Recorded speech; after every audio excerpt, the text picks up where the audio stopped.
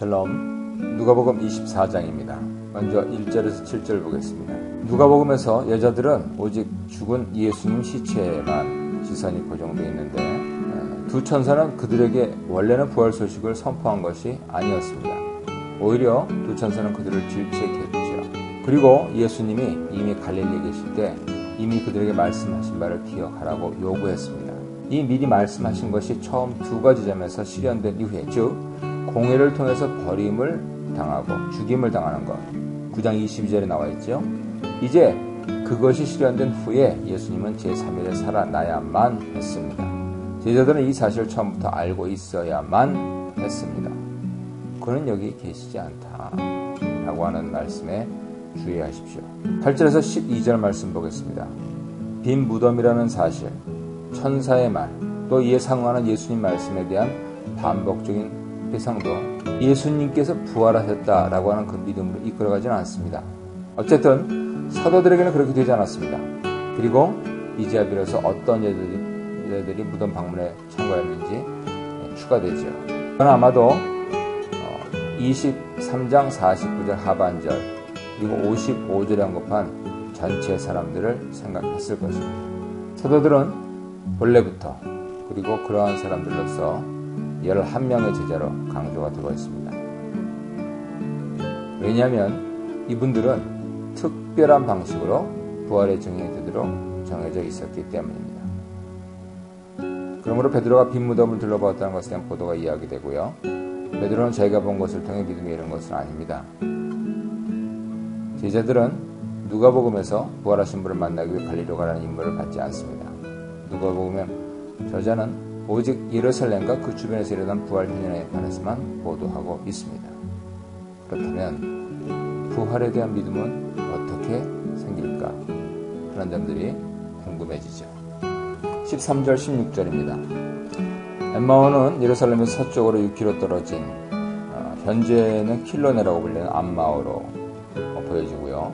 길을 가고 있는 두 사람은 사도에 속하지 않고 9절에 나오고 있는 다른 제자에 속하는 분들로 보입니다. 18절 글로바는 아무래도 요한복음 19장 25절 글로바와 같은 인물일 것이고요. 부활하신 분이 길 가는 사람을 만나는 것처럼 요한복음 20장, 21장에도 유사하게 되어 있습니다. 이어서 17절, 24절 보겠습니다. 19절에서 예수님과 그의 활동에 대해서 그린 모습, 즉 선지자의 대한 것, 그것은 이미 앞서 7장 16절에서 말씀했지요. 예수님의 최후의 모습에 대해서는 23장 18절, 25절 보시면 되겠고요. 예수님 십자가 체험과 함께 그 두 제에게는 예수님께서 걸으셨던 이스라엘의 구원에 대한 모든 희망이 사라져 버린 듯 보였습니다. 근데 이 희망은 예수님이 이미 19장 11절에서 27절에서 거절하셨던 것이고 사도행전 1장 6절 8절 이스라엘 회복에서 다시 한번 교정되고 있습니다. 민족적인 사상이 표현되어 있기 때문이지요.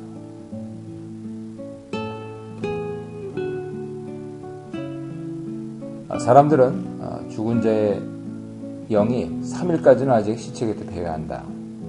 그래서 경우에 따라서는 다시 한번 시체 속으로 되돌아온다. 이렇게 생각한 내용들은 있었습니다. 그런데 그런 만큼 두 사람은 제3일에 일어난 부활을 결코 예측할 수 없었습니다. 25절에서 27절 보겠습니다.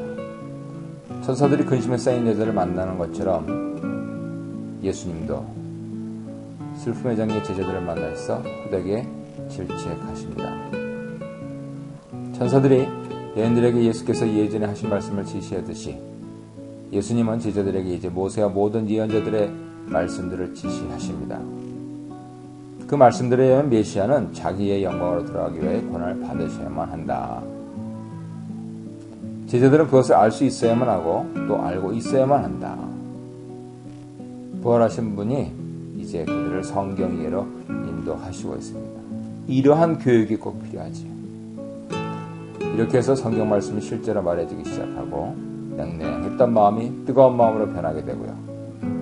후대 공동체에 다음과 같은 이중적인 요구를 함축을 합니다. 첫째, 성경을 연구한. 그러지 않고서는 예수님의 길을 이해할 수가 없다. 둘째, 그 경우에 부활하신 분 자신이 그들에게 이해의 길을 열어주신다라고 하는 점을 신뢰할 것. 율법서, 예언서, 성문서 이 모든 것을 다 암시하면서 성경에 집중할 것. 그것을 말씀을 하시고 있는 것입니다. 28절에 31절 보겠습니다. 엠마와 동행한 엠마오라고 하는 길서는 이 세 명으로 이루어진 소그룹의 선생이자 중심 인물이 됐습니다. 원래 끼어든 손님에 불과했지만 이제는 가장이고 주인 역할을 하고 있는 것이죠. 그래서 두 제자는 그분을 알아봅니다. 그들의 눈이 열리게 됐습니다. 어떻게 해요? 하나님이 그렇게 하셨죠. 이렇게 해서 예수님의 현현의 의미와 목적이 이루어졌습니다. 인간의 눈은 원칙적으로 접근할 수 없는 영광 안으로 되돌아가실 수 있는 그 불가시성, 그리고 그 영광이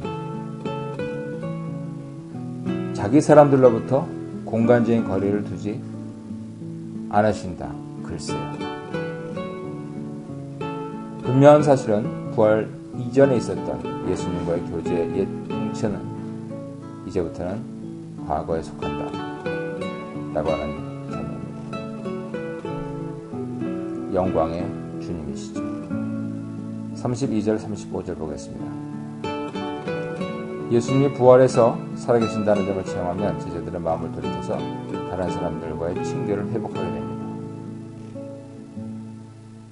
베드로에게 일어난 현현에 대해서 신약 성경에서는 자세하게 보도된 것은 없습니다. 하지만 여러 전승에 밀어볼 때 그 현현은 처음이자 결정적이었던 것을 알 수 있죠. 고린도전서 15장 5절, 마가복음 16장 7절, 마태복음 16장, 요한복음 21장 등을 참조해보면 그만큼 베드로에게 나타나신 사실이 중요해집니다. 엠마오 도상의 제자들은 베드로의 현현 체험에 이제 자기들의 체험을 덧붙입니다. 누가복음에서는 이것이 특별히 가치 있습니다. 왜냐하면 그것은 자기 시대 교회에게, 그리고 모든 시대 교회에게 부활하신 분을 만나고 그를 알아볼 수 있는 그 가능성에 대해서 중요한 것을 말해주고 있기 때문입니다. 36절에 43절 보겠습니다. 38절에는 일종의 질책이 포함되어 있습니다. 이번에는 남자 제자들과 여자 제자들을 합해서 겨냥한 것이죠. 왜냐하면 그들은 영을 보았다고 생각하고 두려움과 공포에 사로잡혀 있었기 때문입니다. 이미 4절과 25절에서 제자들의 근심과 완고한 마음을 언급했는데요. 37절에도 제자들의 무서움을 언급하시고 있습니다. 모두 다 제자들이 당한 곤란한 내용들이죠. 누가는 자기 시대 그리스도인의 특수한 문제를 관련시키면서 그것에 대한 해답을 주려고 합니다. 그리스도식으로 생각하는 사람들은 죽은 자의 출현을 죽은 자의 영이 나타나는 것으로 상상할 수 있습니다. 그만큼 유령신앙이나 환각에 들릴 수 있는 것이죠. 하지만 누가복음은 육체로 증명되는 부활하신 분의 실제성을 강조합니다. 손과 발을 보여주고 만져보고 상처를 보고 만지는 거죠. 그런데 상처를 보고 만지는 것이 중요한 것이 아니고 그 현인이 손과 발을 갖고 있었다. 한 토막에 생선을 내놓고 먹는 것도 다 손과 발을 갖고 우리에게 현현하신 예수님, 분명하고 실제적인 것을 나타내는 것이죠. 그래서 처음부터 누가복음의 특징이었던 기쁨이 새롭게 그리고 깊이 있게 나타납니다. 예수님이 먼저 평화를 충만히 가져오시고 그만큼 예수님은 기쁨과 평화의 선물을 안겨주시는 분입니다. 44절에서 48절 보겠습니다. 선수들이 무덤에서 이미 그랬던 것처럼 예수님도 다시 한번 자기 자신과 자기 일에 대해서 말했던 것을 지적하십니다. 그것은 메시아가 하나님 뜻에 따라 걸어야만 하는 그 길, 그것에 대해서 성경 기록과 일치하며 그것을 성취하는 것이다. 누가는 여기서 특별히 고려해야 할 성경 구절을 언급하지는 않습니다. 우리는 그 구절들을 복음서주제의 여러 작품들, 즉 누가 행전을 그리고 그것을 넘어서는 신약 성경 전체로부터 추론해내야 할 것입니다. 왜냐하면 모든 교회는 예수님의 부활의 빛 안에서 부활하신 분 자신을 통해서 그리고 그분이 보내시는 성령을 통해서 성경 전체 그리고 그 성경을 통한 구절과 단락들의 새로운 이해가 선물로 주어짐을 인식하고 또 의견의 일치를 보고 있기 때문입니다. 구원사건은 메시아의 죽음과 부활로 종결되는 것이 아니고 모든 백성들에게 구원 소식을 선포함으로 종결됩니다. 47절을 보십시오. 예루살렘이 항상 구원 약속의 첫 번째이자 본래적인 수신지로 그리고 그의 세상을 향한 구원의 시발점으로 전개되는데 예수님, 부활하신 주님도 예루살렘에서 시작하라 이렇게 말씀을 하십니다. 중요한 점은 남녀 제자들이 모든 것의 목격자들이라는 것이죠. 증인들은 이제 예수 안에 나타난 구원에 대해서 온 세상에 증언하면서 그들의 설교를 통해서 그 구원을 모든 민족들에게 접근할 수 있도록 해야 하는 것입니다. 49절은 47절, 48절에서 표명된 그 과제, 그것이 마태복음 특별히 28장의 지상명령 과제와 일치하는 것을 보여줍니다. 그것은 인간의 힘이나 능력으로는 성취할 수 없는 것이고 부활자가 항상 함께 계심이 약속됨으로써 가능해집니다. 누가는 성령의 약속으로서 그것을 표현합니다. 아버지께서 오래전에 약속하신 것, 그것이 이루어지는 것이죠. 그런데 약속하신 것을 내려보내실 분은 예수님, 즉 하나님 우편에 앉으신 메시아십니다. 50절로 53절 보겠습니다. 51절에서 예수님이 9장 51절 이래로 향해 가고 있는 목표에 도달됩니다. 천상의 권좌에 오르셔서 우주의 구원 중개자로서 역할을 맡으시는 것이죠. 내용적으로나 시간적으로 죽음으로부터 그의 부활을 분리시킬 수 없고요. 원칙적으로 보이지 않게 남아 있어야 한다 하는 이 사실은 부활 마지막에 예수님의 이별을 통해서 확실하게 가시적으로 드러나게 됩니다. 누가만 이 사건에 대해서 보도하는데요.